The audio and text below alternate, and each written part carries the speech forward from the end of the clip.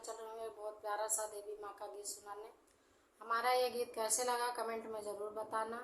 और जो हमारे चैनल पे नए हैं प्लीज़ हमारे चैनल को लाइक करें, सब्सक्राइब करें, ज़्यादा से ज़्यादा शेयर करें, सपोर्ट करें। जय श्री कृष्ण। निमिया के पेड़ बड़ा भारी जहाँ बैठे मैया हमारी। निमिया के पेड़ बड़ा भारी जहाँ बैठे मैया हमारी।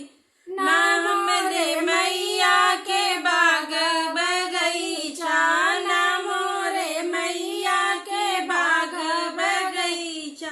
फुलवा चढ़ावे दुनिया सारी जहाँ बैठे मैया हमारी। फुलवा चढ़ावे दुनिया सारी जहाँ बैठे मैया हमारी। निमिया के पेड़ बड़ा भारी जहाँ बैठे मैया हमारी। निमिया के पेड़ बड़ा भारी जहाँ बैठे मैया हमारी। नमो रे मैया के तारा इनारा, नमो रे मैया के तारा इनारा। जलवा चढ़ावे दुनिया सारी जहाँ बैठे मैया हमारी। जलवा चढ़ावे दुनिया सारी जहाँ बैठे मैया हमारी। निमिया का पेड़ बड़ा भारी जहाँ बैठे मैया हमारी।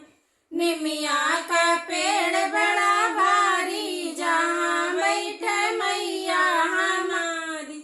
नमो रे मैया के गैया भैंसिया, नमो रे मैया के गैया भैंसिया। दिया ना जलावे दुनिया सारी जहाँ बैठे मैया हमारी।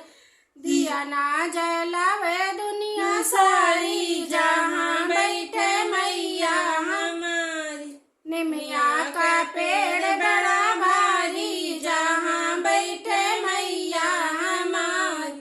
निमिया का पेड़ बड़ा भारी जहाँ बैठे मैया हमारी। नमो रे मैया के खेतिया बारी, नमो रे मैया के खेतियों बारी। भोगवा लगावे दुनिया सारी जहाँ बैठे मैया हमारी।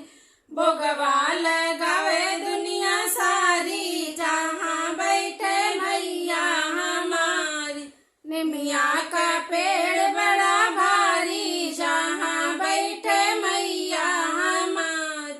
निमिया का पेड़ बड़ा भारी जहाँ बैठे मैया हमारी। हमारा ये देवी गीत कैसे लगा कमेंट में ज़रूर बताना।